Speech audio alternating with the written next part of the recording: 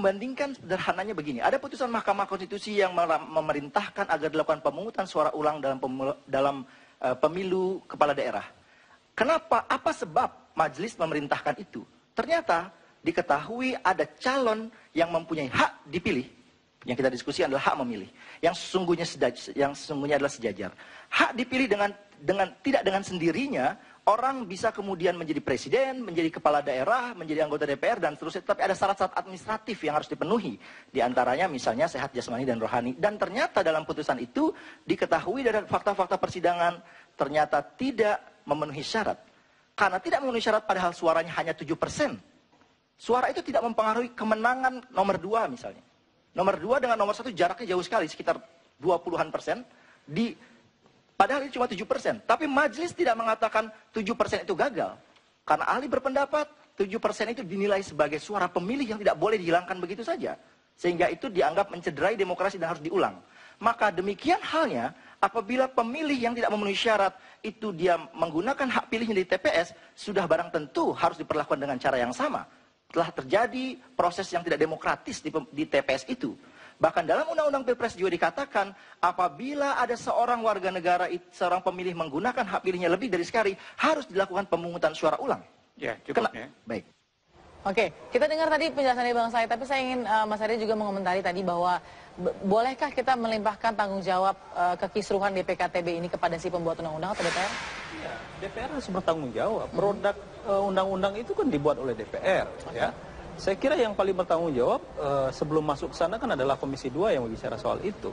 Bukan hanya soal jumlah pemilih tambahan itu, tapi juga yang menjadi persoalan adalah yang tidak pernah dipikirkan oleh teman-teman di DPR ketika membahas undang-undang adalah munculnya kedua calon. Seperti kita tahu kemarin kan juga menjadi polemik, ya ketika sebelum Pilpres ternyata hanya 2 calon yang muncul, yang kemudian pada akhirnya MK memutuskan. Inilah menurut saya kegagalan DPR periode sekarang ya di dalam mempersiapkan ya kita sebut saja mempersiapkan pemilu sehingga pemilu menjadi hari ini ya Pilpres menurut saya terjadi berbagai macam hal ya. Bang Margarito, bisa tidak kemudian kesalahan atau mungkin kekurang sempurnaan dari pembuatan undang-undang ini meringankan pelanggaran-pelanggaran atau dugaan-dugaan kecurangan dari KPU? KPU memikul tanggung jawab dalam soal pelaksanaan Pilpres.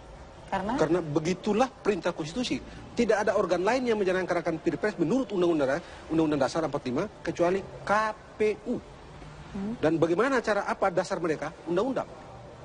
Sesempurna apapun atau ketidaksempurnaan apapun, itulah dasar. Tidak bisa dilimpahkan ke DPR tidak. Gitu? Dari segi legal dalam soal penyelenggaraan pemilu, KPU memikul tanggung jawab. Oke. Tidak ada yang lain. Mas Didi ada tambahan soal itu? Justru dengan beban itu, tanggung jawab itu, makanya KPU mengeluarkan peraturan yang mengatur tentang DPKTB. Karena apa? Peraturan ini, konsep DPKTB inilah yang bisa menampung pemilih yang punya hak pilih, tetapi namanya tidak tercantum di DPT, DPK, DPTB. Dia punya hak pilih, tapi nggak ada di situ. Apa kita tolak? Nah, MK sekarang sudah memperingatkan, apapun yang terjadi, selama dia punya hak pilih, jamin itu bisa menggunakan. Kan gitu. Mana yang lebih berat? Menyediakan fasilitas atau wadah DPKTB atau prosesnya yang kalau tidak begitu sempurna? jalan pikirannya ya, kita nggak perlu pakai DPT juga gitu. Jadi harus pakai apa? Nggak usah pakai misalnya KTP begitu atau ini bukti bahwa kita sudah dewasa, kita sudah kawin, dan Anda coba saja bikin pengumuman, nggak usah.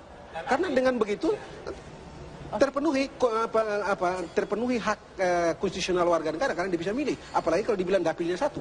Satu republik ini memang harus dimunculkan di undang-undang. Begitu itu. Saya ingin menunjukkan ya bahwa problem disharmoni di level undang-undang ini bukan melulu soal DPKTB. Ada 7 poin itu yang saya pelajari. Gara-gara ini tidak diubah undang-undang pilpresnya ini, sebetulnya ada beberapa konstruksi teknis di lapangan yang bermasalah. Satu soal DPKTB. Soal termasuk juga yang pencontrengan. Ya, saya ingin sampaikan itu. Kedua, soal bagaimana proses rekap.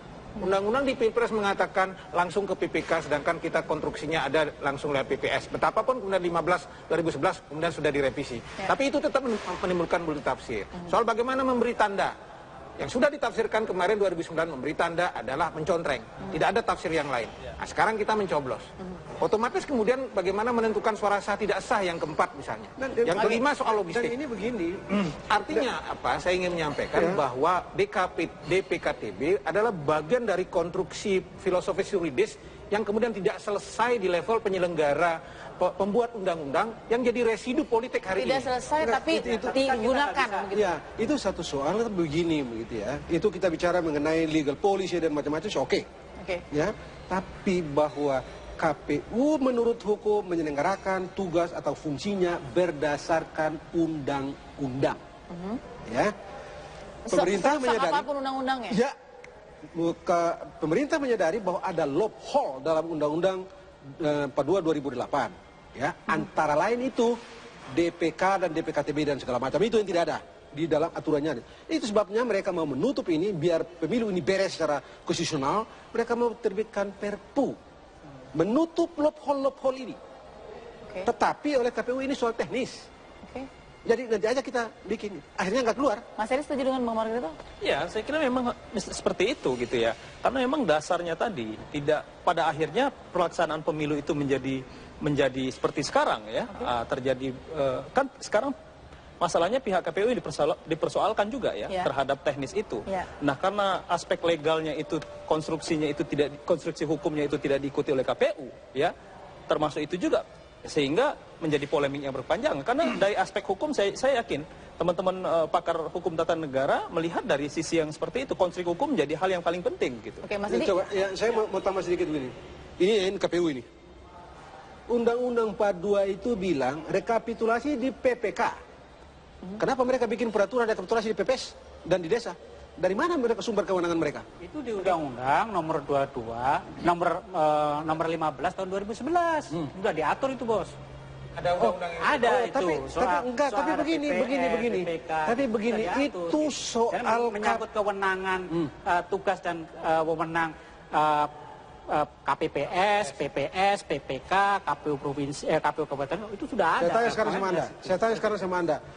Pilpres ini pakai undang-undang apa? Undang-undang 42 atau undang-undang yang namanya Pilpres itu tidak bisa. Anda tidak bisa disitulah. Substansinya di tidak bisa. Substansinya di Undang-Undang 15 itu ada yang mengatur tentang pemilu presiden. Bahwa betul. Ada dua undang-undang 42 2000. Enggak, dua Undang-Undang 42 2000. Ada dua tafsir akhirnya. Tidak bisa. Enggak. Saya berpendapat begini. Ada dua tafsir akhirnya. Biarkan saya Bang Margarito. Enggak. Lex spesialis dalam Pilpres itulah Undang-Undang 42 2008. Di luar itu tidak. Makanya ada dua tafsir. Saya ingin mengatakan itu yang pertama. Ketika bicara lex spesialis, maka proses penyelenggaraan dan aturannya ada di 42. Maka tafsirnya harus pakai 42. Tetapi begitu bicara soal organ penyelenggara, siapa itu KPU dan pengawas, maka tafsirnya ada di 15 2011. Maka itu tadi kunci persoalannya. Ujung-ujungnya kembali kenapa 42 2008 itu kemudian tidak diubah, lalu dirumuskan dengan rigid di situ. Dan saya juga salahkan teman-teman KPU ketika teman-teman di pemerintah bikin perpu harusnya itu diakomodir masuk sehingga rapi semua jadi satu.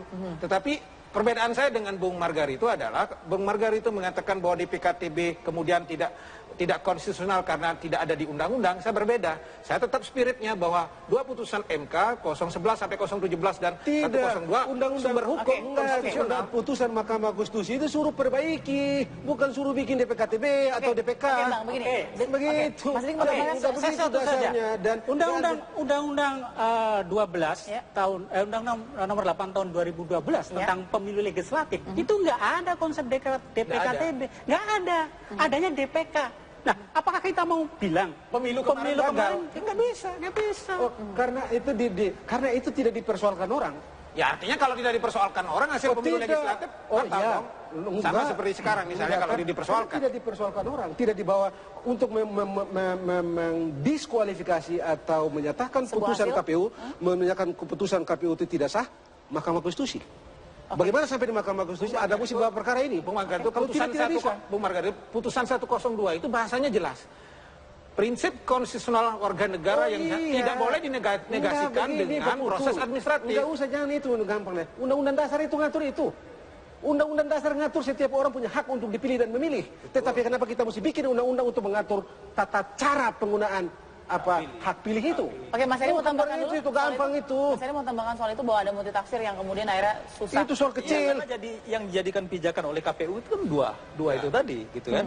Sementara ya sudut pandang Bang Margi itu kan melihat bahwa pelaksanaan Pilpres itu mengacu pada undang-undang Pilpres, jadi tidak ada